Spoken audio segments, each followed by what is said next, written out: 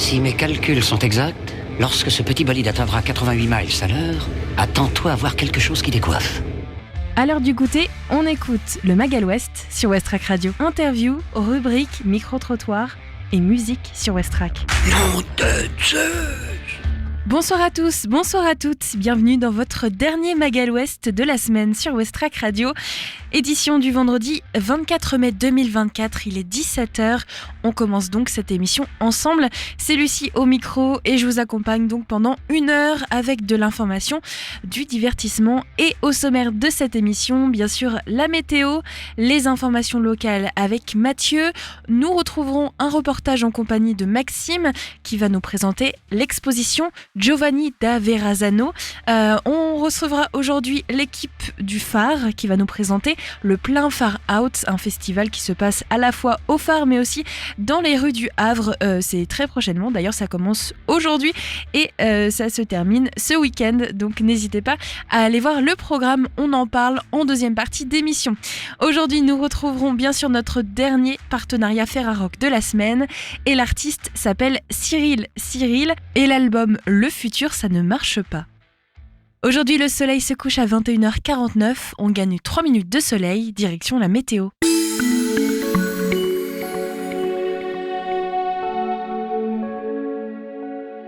Votre après-midi au Havre se poursuit avec un ciel légèrement nuageux, température 14 degrés, ressenti 13. Le vent devrait atteindre en moyenne les 10 km/h tournés vers le nord-ouest.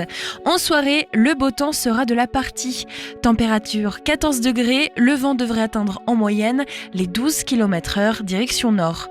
Demain, c'est le week-end. Samedi, le soleil se lèvera à 6h03 et se couchera à 21h51, plus 2 minutes de soleil. Demain matin, au Havre, à Sainte-Adresse et à Gonfreville-Lorcher, il y aura un beau soleil. La température demain matin sera de 10 degrés. La force du vent va osciller aux alentours des 4 km/h direction sud-ouest et l'humidité relative de l'air sera de 83%. Demain après-midi, au Havre, le ciel sera ensoleillé et sans nuages. Température 16 degrés, le vent devrait atteindre en moyenne les 3 km/h direction ouest. Demain en soirée, il faudra vous équiper en conséquence pour affronter la pluie. La température va retomber à 18 degrés et le vent devrait atteindre en moyenne les 7 km/h direction est-sud-est. Les informations locales avec Mathieu. Aropa veut réduire sa consommation d'énergie et met en service un logiciel. C'est la une de notre journal. Bonjour à toutes et à tous, les actualités locales de ce vendredi 24 mai. La décision est tombée comme un coup près pour les ESAT de Rouelle et d'Harfleur. Les bus réservés au transport de leurs travailleurs et travailleuses handicapés seront bel et bien supprimés à partir du 1er juillet 2024.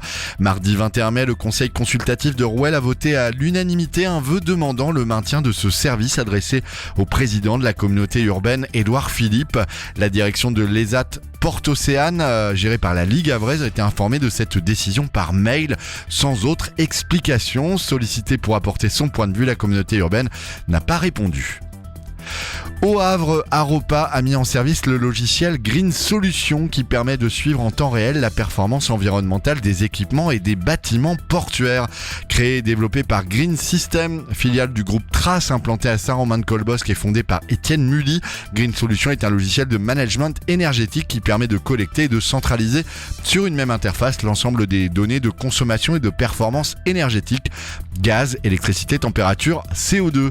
Ce dispositif a déjà séduit de nombreuses entreprises et a retenu l'attention de la région Normandie, de l'Agence pour le développement de la Normandie et des dirigeants d'Aropa au Havre. Ce déploiement va notamment permettre à Aropa de répondre aux objectifs du dispositif éco-énergie tertiaire qui vise à réduire de 40% les consommations énergétiques des acteurs de l'immobilier tertiaire à l'horizon 2030. Le Havre Port Center propose en collaboration avec le Muséum d'Histoire Naturelle du Havre 2 visites les mercredis 29 mai et samedi 8 juin pour explorer la faune du milieu portuaire. L'une est spécifiquement dédiée aux enfants avec accompagnateurs et l'autre s'adresse davantage aux adultes. Entre le bassin du Roi et le bassin de la Citadelle, les guides du muséum vous dévoileront tous les secrets des créatures qui s'y habitent et vous expliqueront pourquoi elles y ont élu domicile. Plus d'informations auprès de Port Center. 2000 randonneurs et gourmands vont arpenter l'agglomération havraise le samedi 29 juin lors de la 3e édition de Gambade, une balade gourmande de 15 km. Les amuse-bouches seront préparés par Jérôme Gelin. Au Belvédère, l'entrée par David Gouerne au pain de César, le trou normand par les chefs Stéphane Fournier et Fabien Milan à l'exploitation Le Tuilier, le plat principal au phare d'Antifère par Rodolphe Potier, les fromages au domaine équestre d'Étretat-le-Tilleul par Xavier Levasseur et ses élèves de l'école hôtelière Jules Le Seine. Et pour conclure cette escapade, le dessert sera servi au château de Fréfossé, réalisé par Yoko et Clément Mazzoni. La journée se terminera par une guinguette gratuite et ouverte à toutes et tous de 19h à 23h dans le parc du château de Fréfossé. Les inscriptions se font sur le site gambade-estuaire.fr. Et enfin, créé en 1996, le Salon des peintres de la mer, baptisé les Toiles de mer, permet aux artistes amateurs issus du milieu maritime d'exposer leurs œuvres auprès du grand public. Pour cette 23e édition, l'exposition bénéficie d'une nouvelle fois de l'accueil et du soutien de l'ENSM, l'École nationale supérieure maritime, et de l'association Hydros, association des anciens élèves. Les Toiles de mer vont ainsi profiter d'un cadre idéal pour présenter les œuvres au public, grâce à un hall d'exposition baigné de lumière et donnant directement sur le bassin de l'Eure. Durant 4 jours, le public pourra admirer les œuvres des peintres, photographes et sculpteurs issus du monde maritime et amoureux de ces représentations. Un hommage particulier sera rendu également à Philippe Laurin, dit Philo, fondateur des Toiles de mer. Le salon est ouvert jusqu'à dimanche entre 10h et midi et entre 14h et 18h. 17h passées de 2 minutes à l'écoute du Magal Ouest. Tout de suite, c'est notre agenda culturel. Des idées sorties pour cette semaine ou ce week-end pour te culturer sur Westrack Radio. Ce soir au Havre, représentation de On ne peut pas plaire presque à tout le monde. Le poulailler se transforme en studio où vont se succéder les différents rapportages. Clowns de théâtre en improvisation, Mélilo, Coquelicot, Plume et Miss Mash partent en rapportage. C'est ce soir et demain à 20h30 au poulailler, 7 bis rue du Général Sarail, tarif 5 €, réservation au 02 35 43 32 10. Ce soir, partez dans le monde de l'hypnose avec une soirée hypnose à Harfleur. Venez vivre une expérience délirante et mystérieuse lors d'une soirée hypnotique. C'est ce soir à 20h30 à la Forge, tarif 15 à 5 €. Et enfin, demain, le dernier rendez-vous, c'est à Épouville avec un troc aux plantes. La bibliothèque Maurice Leblanc, rue Joseph Boulard, organise son 2e troc aux plantes. C'est samedi de 13h30 à 16h30. C'est notre dernier Magal Ouest de la semaine et on va donc retrouver tout de suite notre découverte Ferrarock du jour. Découverte avec Cyril, 2 titres, Les Phénix de l'amour et Switzerland Buck a Love. On les découvre ensemble. Westrack et la Fédération des radios associatives Musiques Actuelles, la Ferrarock, vous partagent la découverte musicale du jour.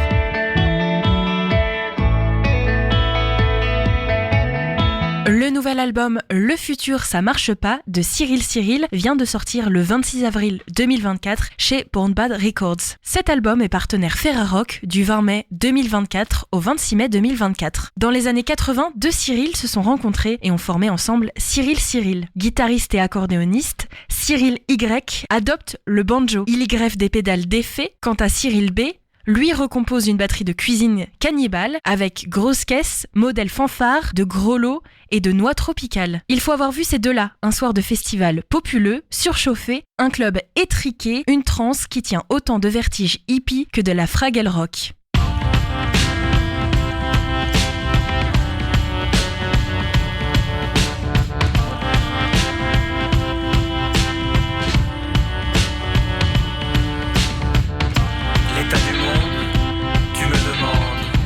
L'état des âmes, voit la descente. L'état des hommes, triste indécence. L'état des femmes, mort au combat. C'est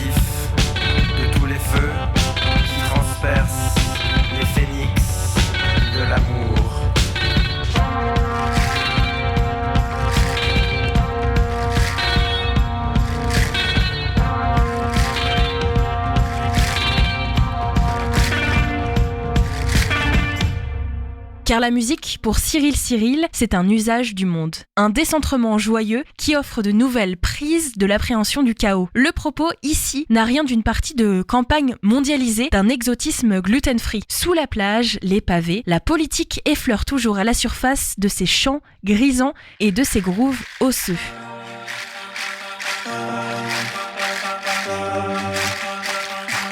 Les contes, le charme, le flou, le serpent.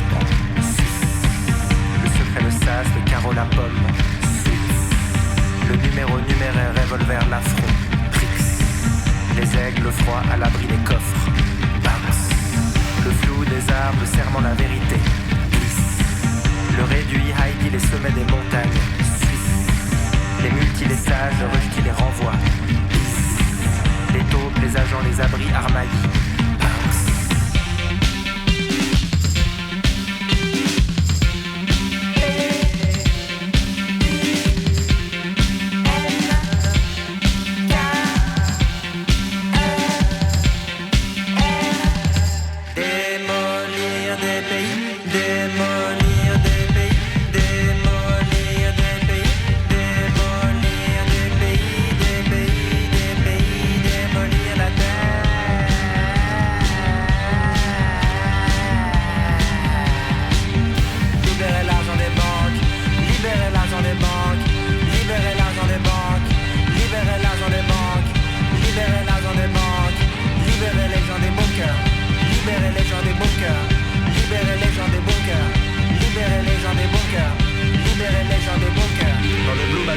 Du marché primaire, des étoiles filantes naissent de ce triste univers, des opportunités, les détresses, des travers, des entrées, des carats, des mouvements de l'argent et tous les psychopathes aux 100 000 fois bien nés, ceux qui rêvent d'immortalité, être éternel et créer des fondations pour laisser leur empreinte dans les sables du temps, mais les sables sont mouvants. Dans les tours de cristal, remparts triple vitrés, des près des collages de fusées, de tours Eiffel, crédit à la conso, rêve de vie au rabais, isagole, d'éphémère et glorieux, le matériel, bras musclés, micro-gueule, des achats hypocrites et des billes, cache le billet dedans, le bunker, en montagne secret, les trésors éternels, les intérêts subtils, l'usage du monde est usé.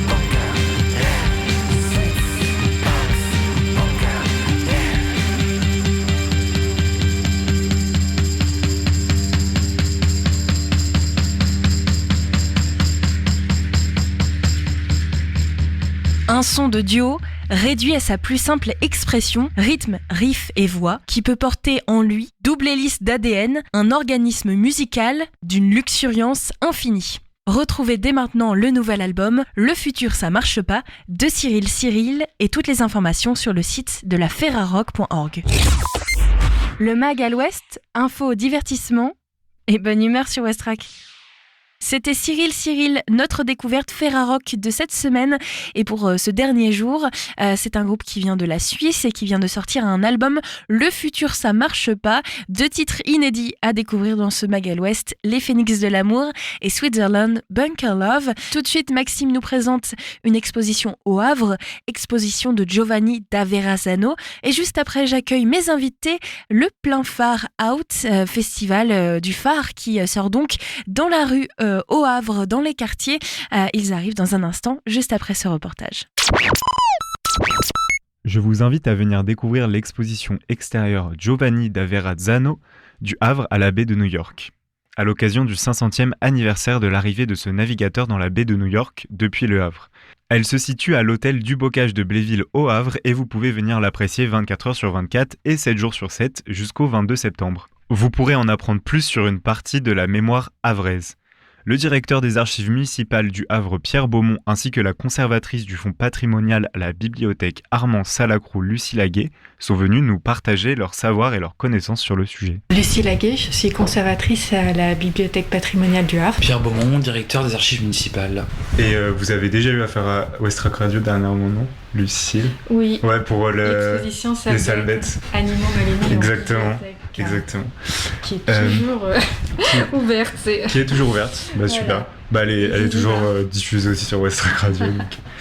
Est-ce que l'un de vous deux peut me présenter l'exposition avec ses mots Alors l'exposition, en fait, elle présente l'expédition de Giovanni da Verrazzano, qui est parti du Havre pour découvrir la côte est de l'Amérique du Nord, donc les actuels États-Unis. Et le premier Verrazzano a atteint le site actuel de New York il y a tout juste 500 ans. Donc c'est pourquoi la ville du Havre a souhaité rappeler l'importance de ce moment de l'histoire havraise et américaine. L'hôtel du Bocage de Belleville, donc c'est un des 3 musées d'art et d'histoire de la ville du Havre, avec l'abbaye de Graville et la maison de l'armateur. Okay. Donc on est dans le quartier Saint-François et c'est l'ancien hôtel particulier de la famille Dubocage de Bléville, d'où le nom donné au lieu. Et donc Dubocage de Bléville, c'était un négociant armateur havrais. Et le musée a accueilli, comme le signalait, l'an dernier l'exposition sur l'esclavage, Fortune et servitude. Oui, vous avez participé. Voilà. Donc vous travaillez souvent forcément avec cet endroit, non? C'est nouveau. Ok. Mais c'est très bien. La difficulté, en fait, c'est que l'exposition ne pouvait pas avoir lieu à l'intérieur de l'hôtel du Bocage en raison des travaux et de l'indisponibilité des salles, en fait. Il n'y avait pas de possibilité d'accueillir une exposition permanente dans les salles du musée. Donc c'est la raison pour laquelle l'exposition est uniquement visible sur panneau dans la cour du musée. Et c'était des travaux juste pour rénover l'endroit ou des travaux pour une prochaine exposition? Alors ce sont des travaux beaucoup plus importants, puisque l'objectif c'est de repenser le parcours permanent des salles d'exposition. Qui en est à l'origine tout simplement, et du coup c'est dans quel objectif? Du coup je suppose que c'est pour un objectif de mémoire de l'histoire havraise, mais qui en est à l'origine? C'est une demande de nos élus. Donc de pouvoir travailler sur ce sujet de manière à rappeler effectivement les 500 ans du voyage de Verrazzano. Et le voyage de Verrazzano, c'est aussi un élément important à savoir, c'est une expédition qui a longtemps été complètement oubliée. L'histoire de Verrazzano a été redécouverte par les historiens dans les années 1950, et très vite les New-Yorkais s'en sont emparés, puisqu'en fait à l'époque on a beaucoup d'immigrés italiens new-yorkais, et évidemment le fait que une personne d'origine italienne, Verrazzano, ait découvert New York, ça avait beaucoup de sens dans les années 1950 à New York. D'accord. Et le Havre n'est pas la seule ville à commémorer cet anniversaire. L'anniversaire est aussi commémoré par New York et par la ville d'Angoulême. Okay. Et d'ailleurs, il y a quelques jours, le 17 avril, il y a eu une cérémonie à New York, à Battery Park, au pied de la statue de Verrazzano. Okay. Cérémonie à laquelle ont assisté la gouverneure de New York, le maire d'Angoulême et le maire du Havre. Exposition permanente sur cet explorateur à New York, ou il y a juste une statue? Alors il y a cette statue, et l'exposition sur panneau qu'on peut voir au Havre actuellement sera aussi visible au consulat de France à New York. Okay, donc un double de l'exposition est aussi disponible pour les New-Yorkais. Se rendent à New York, qui pourront faire un petit tour au consulat. D'accord. Je crois qu'il est prévu une traduction anglaise aussi, parce que c'est un peu nécessaire. Du coup, l'exposition se compose de 10 panneaux illustrés accessibles à tous en extérieur. Et j'ai cru comprendre que vous deux, vous avez apparemment participé à l'écriture d'une partie des textes, ou même de l'ensemble, je ne sais pas, vous allez me dire. D'une partie. Et est-ce que vous pouvez m'en dire plus sur votre travail sur ces textes et votre implication dans cette partie du projet ? Alors, on a réfléchi tous ensemble à construire un propos et ensuite on se l'est partagé selon nos spécialités respectives. Donc c'est vraiment un travail collectif qui a été réalisé, auquel ont participé donc Pierre Beaumont et moi-même, mais aussi Dominique Rouet qui est directeur du réseau des lectures publiques, et également Emmanuel Vagnon qui est chargé de recherche au CNRS et qui a travaillé, qui est vraiment une grande spécialiste de la cartographie médiévale et du début de la Renaissance. D'accord. Voilà. Donc on a aussi cherché à s'entourer de spécialistes. C'est ce qu'a dit Lucille. En fait, l'idée c'est qu'on apporte chacun en fonction de nos connaissances les sujets qu'on avait déjà travaillés, et également, parce que je trouve que c'est une très belle réussite, de l'iconographie sur une période où il est quand même plus difficile d'avoir des illustrations. On a, je trouve, des panneaux qui sont très bien illustrés, avec notamment des reproductions de cartes de l'époque, de gravures, qui nous permettent d'imaginer ce qu'était le Havre à l'époque, ce qu'étaient les navires à l'époque, ce qu'était la connaissance aussi du monde des hommes du XVIe siècle. Donc là, je pense que c'est aussi au-delà du contenu, au-delà de l'écriture, il y a un côté attrayant dans cette réalisation. Ok. Et ça fait combien de temps à peu près que vous travaillez sur ce projet, en fait? Ça date de quand? C'est en septembre. Oui, en fait, c'est un projet qui a été quand même mené assez rapidement là. C'est quoi les moments clés dans l'exposition, des moments que vous avez beaucoup en tête? Peut-être que pour les auditeurs qui ne connaissent pas Giovanni da Verrazzano, il faudrait rappeler de qui on parle. Enfin, je propose tout simplement, parce que c'est bien de commencer par l'évidence. Donc Giovanni da Verrazzano, sa famille est d'origine toscane. Il est né vers 1485, on ne sait pas exactement. On ne sait pas non plus exactement où il est né d'ailleurs. Peut-être en Toscane, peut-être à Lyon. On sait qu'il a passé une partie de sa jeunesse en France en tout cas. Et c'est quelqu'un qui a de multiples talents. Il a une éducation très soignée. Quand il écrit vraiment comme un lettré. Il a de très bonnes connaissances commerciales. Ça tient aussi à son réseau. Il connaît des banquiers italiens. Il est lié aussi aux banquiers, et aux commerçants lyonnais et rouennais. Il a aussi une expérience en tant que navigateur. Il a navigué sur les côtes de Méditerranée. Donc quelqu'un quand même qui est très jeune a une palette de compétences assez impressionnante. Et puis à l'époque, ce qui est important de savoir, c'est qu'effectivement les Italiens ont des compétences en navigation. On peut penser notamment à Christophe Colomb, qui était lui-même génois, mais il y a aussi évidemment une effervescence intellectuelle, la Renaissance, et également depuis très longtemps, et une richesse, notamment de la Toscane, une richesse financière, donc qui évidemment permet de porter des projets, des expéditions qui ont essentiellement pour but le commerce et non pas l'exploration au sens où on l'entend aujourd'hui. En parallèle de l'exposition, du coup, j'ai cru comprendre qu'il y avait une conférence qui sera proposée le jeudi 30 mai. En fait, ce qui est important, c'est que le musée maritime fluvial et portuaire de Rouen travaille des années sur l'expédition de Verrazzano et qu'il reconstitue en fait des maquettes de la Dauphine, le navire qui a servi à Verrazzano pour atteindre la côte de l'Amérique, et qu'en fait, aussi spécialistes du sujet, et ils vont pouvoir intervenir, ce qui est très bien. D'accord. Vous savez si la conférence elle est ouverte à tout le monde? Oui, bien évidemment. Bien évidemment. En quoi c'est intéressant en quelques mots? Comment vous la montriez? Tout le monde connaît New York. Je pense que c'est une ville qui fascine. Et c'est assez étonnant de se mettre dans la peau d'un homme de la Renaissance il y a 500 ans. Qu'est-ce qu'il a vu il y a 500 ans et quelle était son expérience.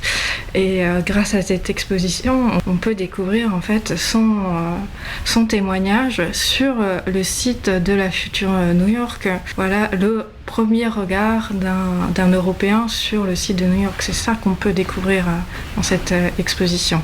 Les motifs de l'expédition sont essentiellement des motifs commerciaux. L'objectif est essentiellement de trouver une route plus directe vers l'Orient et commercer plus facilement avec l'Asie. Donc il faut savoir qu'au XVe siècle, les routes vers l'Orient passent essentiellement et exclusivement par la Méditerranée et profite principalement aux ports italiens et au premier chef à Venise. L'Espagne et le Portugal au XVe siècle vont chercher à concurrencer les ports italiens en trouvant d'autres routes et vont se lancer à l'assaut du monde, comme chacun sait. Et Bartholomé Dias va contourner l'Afrique en 1488 parce qu'on l'a oublié, mais avant 1488, on ne sait pas quelle forme a l'Afrique. On ne sait pas s'il s'agit d'une péninsule ou bien si l'Afrique touche l'Asie et l'océan Indien est peut-être fermé. On ne sait pas du tout. Donc c'est une première grande découverte. Et ensuite, en 1492, bien sûr, Christophe Colomb va atteindre les îles qu'on appelle aujourd'hui Bahamas. Suite à ces premières explorations, le Portugal et l'Espagne vont se partager le monde dans un traité qui s'appelle le traité de Tordesillas, 94.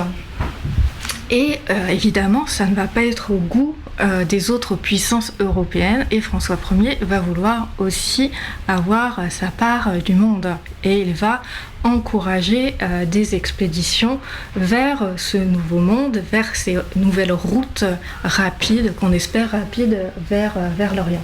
Donc en fait, quand Verrazzano part du Havre, son objectif c'est pas tant de trouver de nouvelles terres à conquérir ou à coloniser, ça va être un but finalement qui viendra bien plus tard. Son objectif, ça va être de trouver plutôt une route rapide vers l'Orient et ces marchandises qu'on peut revendre très cher et sur lesquelles on peut faire des gains fabuleux. Les épices, les soieries, les mousselines, les porcelaines et autres biens. Pour concurrencer aussi du coup la puissance portugaise et espagnole. Absolument. Bien sûr. Merci à Pierre et à Lucille pour ce partage et pour avoir participé à la création de cette exposition. Vous avez jusqu'au 22 septembre pour en profiter à l'extérieur de l'hôtel du Bocage de Bléville au Havre. Un reportage signé Maxime pour Westrack Radio. De la musique avant de retrouver notre invité, le phare, qui va nous faire danser tout ce week-end à partir d'aujourd'hui et jusqu'à dimanche. On écoute donc un titre, le temps de laisser les invités s'installer dans le studio. Penny Arcade, c'est l'artiste et le titre s'appelle Jonah. C'est une nouveauté.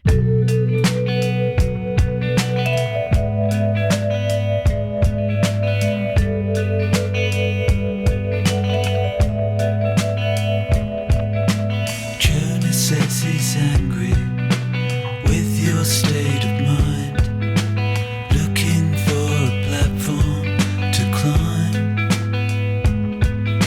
stepping on a cold stone, eyes upon the prize, waiting for the day to come. Hey, hey, hands are by his side.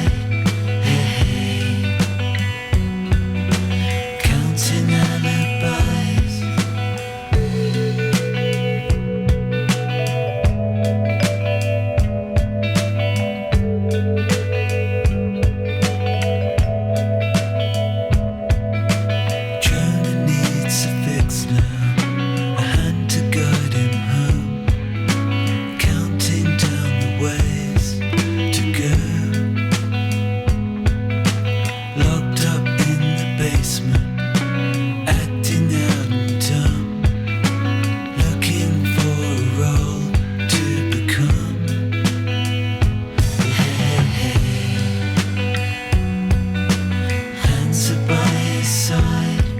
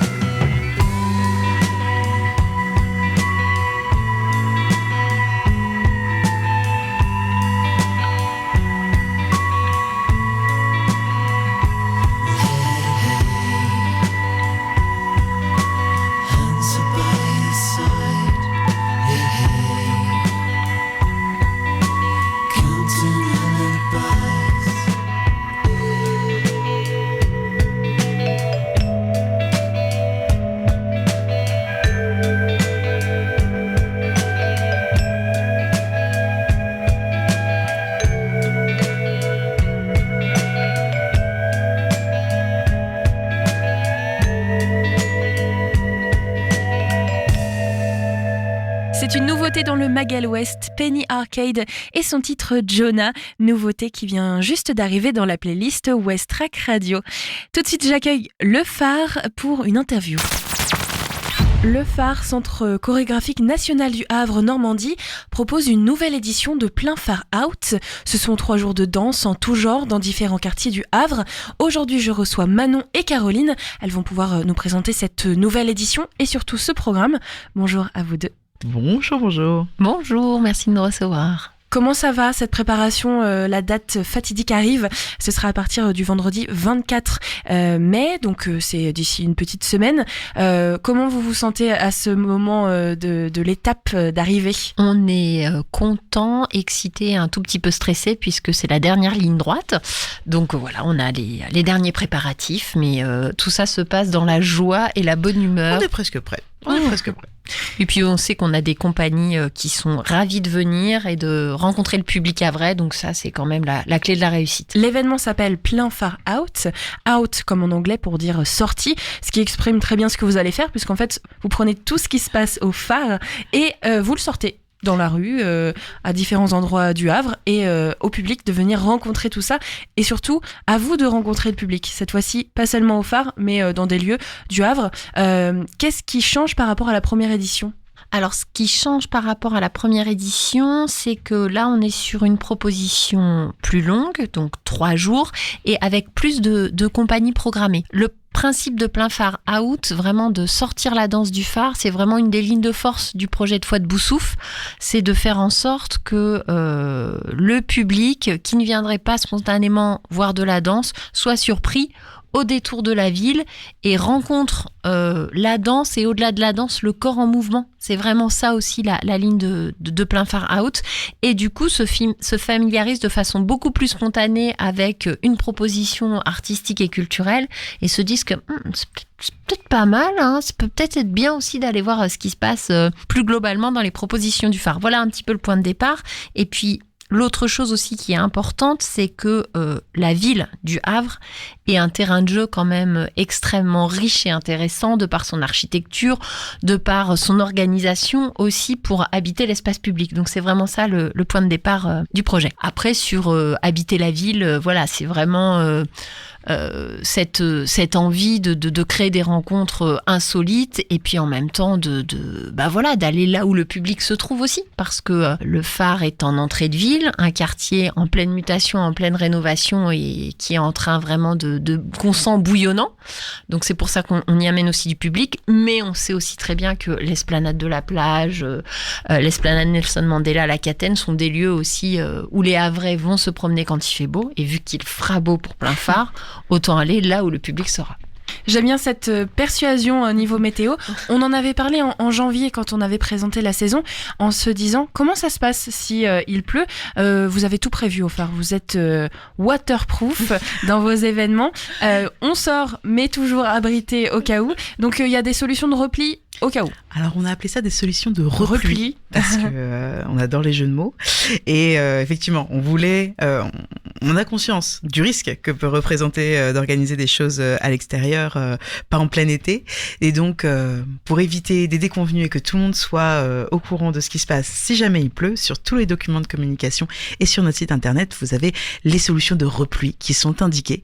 La plupart sont au phare. Les ateliers eux se passeront dans l'annexe danse rue Jules Le Seine du conservatoire pour qu'on puisse maintenir toutes nos propositions même si le temps n'est pas de la partie.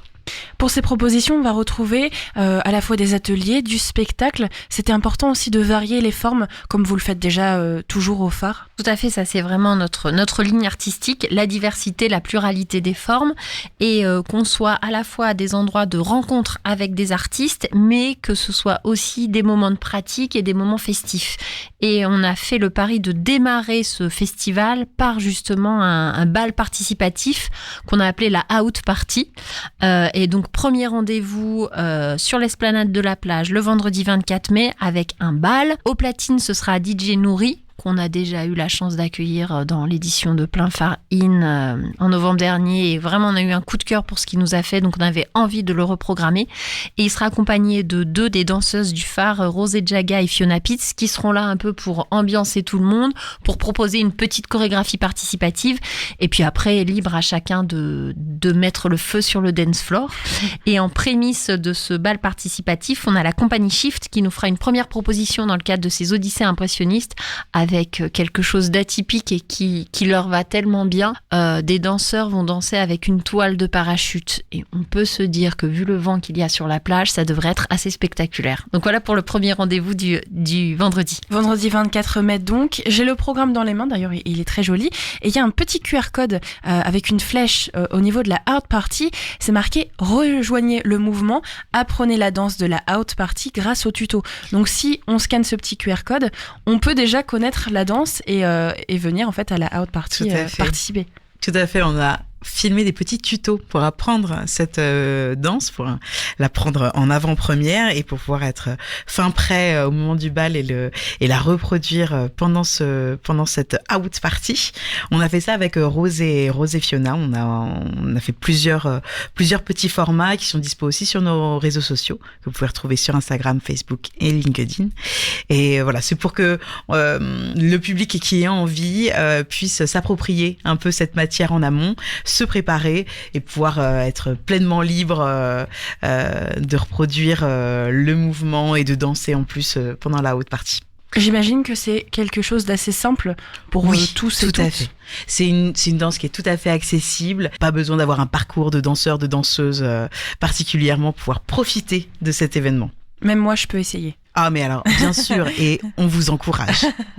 Je vais peut-être juste dire aussi que voilà, c'est Fouad Boussouf, notre directeur, qui est aux manettes de tout ça, parce que lui il a à cœur aussi vraiment d'être dans un rapport très spontané, très joyeux, très participatif à la danse, et donc il sera là aussi en ambianceur de la out party. Rendez-vous donc le vendredi 24 mai à l'esplanade de la plage, 18h30 pour ce spectacle parachute donc, et à 19h pour la out party et pour montrer vos meilleurs dance moves. On suit ensuite sur le samedi 25 mai. Là, ça commence dès le matin. Qu'est-ce qui se passe avec cet atelier parcours ? Alors, c'est un atelier qu'on a imaginé avec Saïd Moussine, qui est un des artistes qu'on accueille sur cette édition et qui lui-même a une formation de circassien et qui s'est spécialisé dans la pratique du parcours et qui a imaginé un spectacle autour de cette pratique-là. Et l'idée de cet atelier, c'est de proposer aux gens qui pratiquent déjà le parcours, de les aider à développer leur créativité chorégraphique dans leur pratique du parcours, d'apporter de la créativité, de repenser l'espace, d'avoir apporté aussi un peu d'originalité potentiellement dans leur pratique et d'avoir voilà, c'est un atelier qu'on a appelé création en comparaison avec l'atelier initiation qu'on proposera le lendemain. C'est un atelier qu'on propose voilà aux gens qui pratiquent pour développer, avoir un regard artistique plus que sportif et apprendre d'autres manières de faire le parcours ensemble avec Saïd. Donc c'est le samedi à 11h à la salle Le Bourvélec. Ensuite à 14h, on retourne au phare, c'est ça ? Tout à fait. On retourne à la maison. On rentre à la maison, mais surtout on va déborder un petit peu parce que le phare, le bâtiment va être investi par la compagnie Shift qui propose une déambulation, une exposition chorégraphique comme ils l'ont dit. Et donc l'idée c'est vraiment de proposer au public de déambuler comme bon on lui souhaite pendant 1h, 1h30 dans le phare avec différentes propositions qui vont réunir à la fois 8 danseurs, donc avec vraiment des pièces collectives très en mouvement. À d'autres moments, ce sera plus de l'expérimentation. Il y a des choses qui vont être de l'ordre de la sensation olfactive et gustative.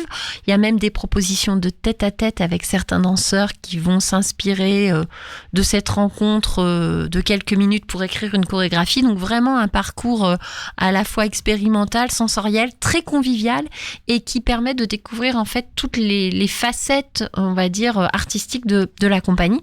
Donc eux vont être dans le phare et donc l'équipe du phare va déborder un petit peu sur les trottoirs de la rue des Briquetiers pour accueillir le public, pour proposer voilà un petit coin lecture, un petit coin jeu et puis on va tranquillement aussi guider les spectateurs jusqu'au jusqu'au bout de la rue des Briquetiers, donc jusqu'au jardin Winston Churchill, où là, il y a le second rendez-vous qui est porté par la compagnie Barks, donc pour le spectacle Moon, cabinet de curiosité, et aussi le solo de notre artiste associée Johanna Malédon, solo qui s'intitule Titre provisoire. Donc là, on investit donc le jardin Winston Churchill sous cette magnifique arche métallique orange qui est en cours de végétalisation.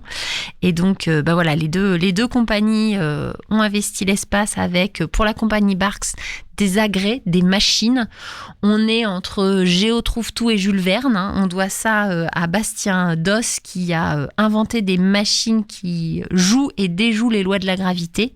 Et lui, par sa pratique de danseur circassien, vient composer des solos et des duos avec une complice interprète aussi, qui sont des écritures denses et chorégraphiques, circassiennes et très poétiques, où tout d'un coup on se demande comment le corps peut faire ça. On est entre les premiers pas de l'homme sur la Lune et en même temps des choses très très concrètes, et on n'a qu'une envie, c'est d'être à sa place. On a très très envie de rentrer dans ces outils, engins, machines pour expérimenter. Bon, je le dis tout de suite, ça ne sera pas possible, parce qu'il faut une technicité ça a l'air très fabuleuse. Ça a l'air très très simple quand on le voit faire, c'est d'une légèreté, d'une fluidité. On se dit mais ça a l'air incroyable, on a l'impression que c'est juste un trampoline au ralenti, de ce genre de choses. Non, il y a de la maîtrise derrière et nous on tomberait très très vite. On se ferait très très mal. Tout à fait. Donc en fait, juste pour expliquer, Moon, ça va être trois agrès, et donc à chaque fois ce sont des séquences de 10 minutes. Donc c'est un spectacle de 30 minutes mais morcelé en 3 petites parties, et au milieu de ces séquences, notre artiste associée Johanna Malédon proposera les 20 premières minutes de son solo qui s'appelle Titre provisoire. Et ce rendez-vous, on le retrouve 2 fois, une première fois à 14h30, puis à 18h, ce qui permet de faire un après-midi complet au quartier de l'Eure entre Odyssée impressionniste et puis ce qui est proposé au jardin Winston Churchill. C'est pour ça qu'on a proposé 2 rendez-vous pour permettre en fait aux spectateurs de circuler comme bon leur semble entre les deux espaces. Et il me semble qu'on retrouve ensuite Bastien Doss le lendemain, c'est ça, au conservatoire Arthur Honegger. Là, c'est pour un atelier déséquilibre. Quand on a fait la programmation, on posait la question à chacun des artistes de est-ce que c'est possible d'avoir des ateliers en lien avec leur pratique. Il nous a dit nous, vous pourrez pas utiliser les agrès, c'est pas possible, mais ils ont imaginé un atelier de sensibilisation, d'approche sur ces questions d'équilibre justement. C'est un atelier qui est disponible à partir de 8 ans, il me semble, où il y a plein de petits modules pour justement appréhender, réappréhender et changer un peu notre perspective par rapport à l'équilibre qu'on peut avoir. Et c'est plein de modules un petit peu différents pour justement changer un peu ses appuis, reposer sa question de la gravité, de comment on est ancré dans le sol, etc. C'est très très très ludique. Ça peut se faire en famille. C'est vraiment un atelier un peu découverte de son propre corps et de l'environnement. Ça a l'air très chouette en tout cas. Voilà, c'est un atelier où il reste des places, donc n'hésitez pas à vous inscrire. Pour les ateliers de manière générale, vaut mieux s'inscrire parce que il y a un nombre de places limitées et les réservations se fait bien sûr sur notre site internet. Ça correspond très bien à ce que vous faites d'habitude au phare, c'est-à-dire une proposition sur scène et puis un atelier ensuite pour revenir avec l'artiste. Donc en fait vous jouez à nouveau avec ce côté spectacle et ensuite atelier pour que les spectateurs puissent aussi eux toucher un peu à ça et aller dans la création. Ouais, c'est vraiment c'est vraiment pour nous le cœur de nos missions, et on est toujours plus curieux et plus sensible aux propositions artistiques qui nous ont faites quand on a nous-mêmes fait le chemin. Et c'est vrai que ce rapport-là, il est pour nous très important pour justement aussi comprendre que une proposition artistique, c'est de la recherche, c'est une démarche, et puis aussi, je pense, rendre grâce aussi au travail rigoureux et à l'engagement physique aussi, dont font preuve en fait les danseurs chorégraphes qu'on accueille.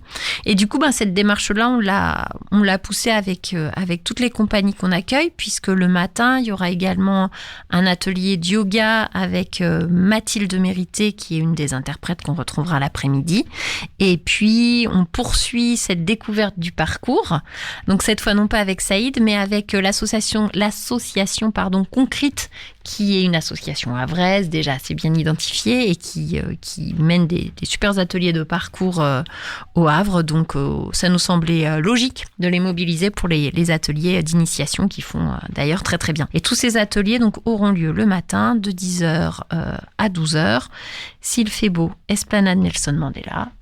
Et en cas de pluie, conservatoire, comme Manon, annexe Jules Le Seine, comme Manon l'a dit tout à l'heure. Et on précise que pour cette deuxième partie autour du parcours, cette fois-ci, c'est pour les débutants. Donc on n'a pas besoin d'avoir déjà pratiqué pour pouvoir s'y tester. Plutôt pour les enfants. En tout cas, voilà, pour le moment, il y a plutôt des enfants qui sont inscrits. Pour la fin de cette journée et la fin de ce grand moment de festival, on passe l'après-midi à l'esplanade Mandela à nouveau, de 14h jusqu'à 16h30. Qu'est-ce qu'il se passe ? Je vois Moon, partie 1, partie 2, partie 3. Qu'est-ce qui se passe donc avec cette lune ? On a imaginé, on a découpé l'après-midi en 3 rendez-vous. On avait 3 modules et en fait, chaque rendez-vous commence par un petit module de Barks. Donc, à 14h, vous avez la première partie, à 15h30 la deuxième, à 16h30 la troisième. Et après chacun de ces modules, vous avez un spectacle. À 14h, après le premier module, vous avez le spectacle Tarou, qui est le spectacle de Saïd Moussine, dont on parlait plus tôt, qui est ce spectacle inspiré du parcours.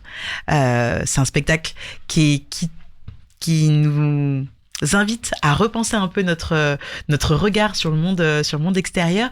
Je préfère en dire pas trop, parce que il y a un peu une petite surprise que j'ai pas trop envie de spoiler, mais c'est un spectacle à voir en famille, qui est assez impressionnant, qui est assez ludique et qui est très chouette à voir en famille. Je crois que c'est à partir de 7 ans, pouvoir en profiter pleinement. À partir de 15h30, deuxième module de Moon, là on a le spectacle Mais où est passé mon ombre de Mathilde Mérité, qui fait l'atelier de yoga le matin, et Cécile Lassombe. Ce sont 2 danseuses et chorégraphes qui ont fait leur formation ensemble et qui sont très très complices. Et on retrouve cette complicité dans ce spectacle-là.